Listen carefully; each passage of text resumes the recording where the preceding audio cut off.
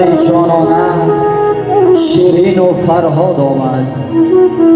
دریا رسید به ساحل، بلبل به فریاد آمد. ارزنده و زبنده کلین و داماد آمد. داماد عروس نازنین این تخت زیبای سلیمانی و این صحنه عاشقان منتظر شماست. خوش آمدید.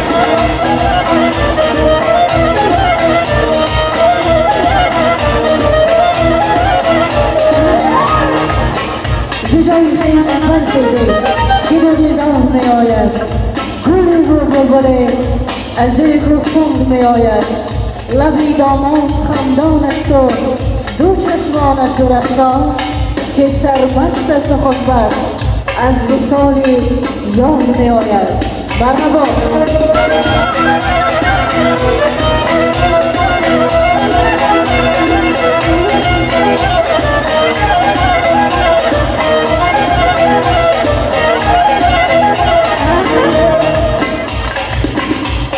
آنها که کهن بودند، آنها که نوند، یک سپهی یک دیگر در گذرند.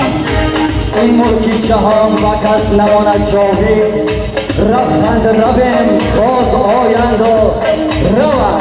خوش آمدند. دیده باشند. سلام ای دوستان بررسیده، سلام ای تاج سر، ای نور دیده. ز جان خوش آمدی ای اهل محفل، مبارک باد ما را این شام پدیده. واقعا این شام پدیده است که دو دل به وصال خویش رسیدند و دو خانواده را به هم خویش و تمام ساختند. میگیم لیلی و مجنون آمدن، فرهاد و شیرین آمدن، داماد و عروس آمدن، دست تا به دست آمدن. بادا مبارک تویتان این تاله نکویتان، در محفل ما دوستان زیبا رخان خوش آمدن.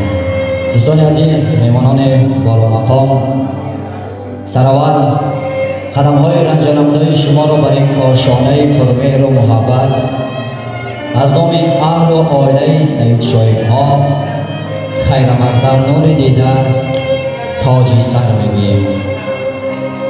و دوست آن باشد که مهمانم شود، راضی از یک پاره نانم شود.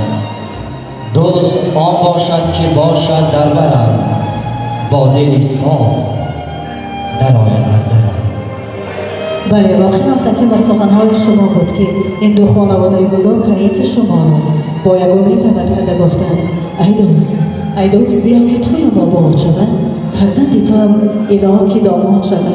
با قدم نیک، با دل پاک به این کاشانه پر از مهر و محبت قدم رنجه کرده. پس ما تمنا میکنیم فرزندان هر یک شما خانه آباد باشند، تاجیکستان وطن عزیز ما آرام و آسوده باشد و در خاندان مردم شریفش توی بالای توی و بهترین هنرمندان خدمتگزار ما شما عزیزان.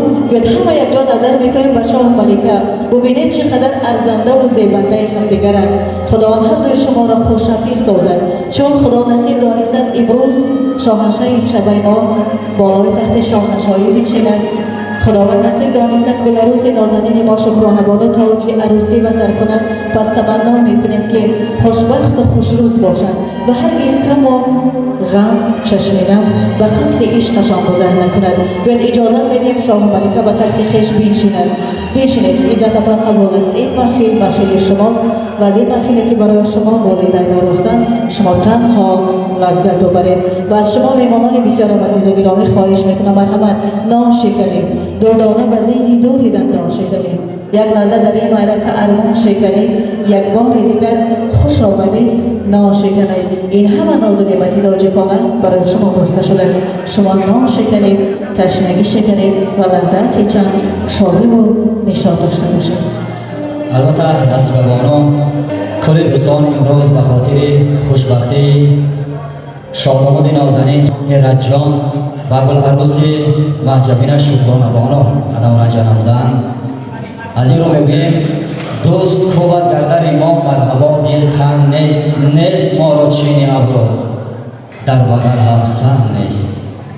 گر بریزد بر سر ما دوست باران سخا غیر سرسبزی دیگر در باغ دل آهن نیست. آفتاب دوستی را گر حرارت کامل است میوه شاخ درخت عمر ما بیرنگ نیست. و واقعا هم امروز ما به شما آمدیم که همین خوشبختی ها رو ببینیم. گفتن امانت امروز این بزم عاشقانه را، این بزم جمشیدی را هنرمند شناخته ما و شما که طول سال هاست برای خدمت این خلق و ملت کمر همت بستند، استاد سنگلی میرزایی این بزم عاشقانه را حسن آغاز میبخشند. هنرپیش شایسته جمهوری تاجیکستان، هنرمند محبوب و توانمند، استاد صنعت تاجیک سنگلی میرزای فیصله مرحبا. بگویم آهنگ و طرب خیزد از این در و این خانه، دل چوب شود با دل و پیمانه به پیمانه. بیگانه و یار اینجاست، صد خویش و تبار اینجاست، گویا که به یک خوشه جمع همه چون دانه. خوش آمدم استاد. سلامت باشید دوستان عزیز، به همتون توی مبارک باشید.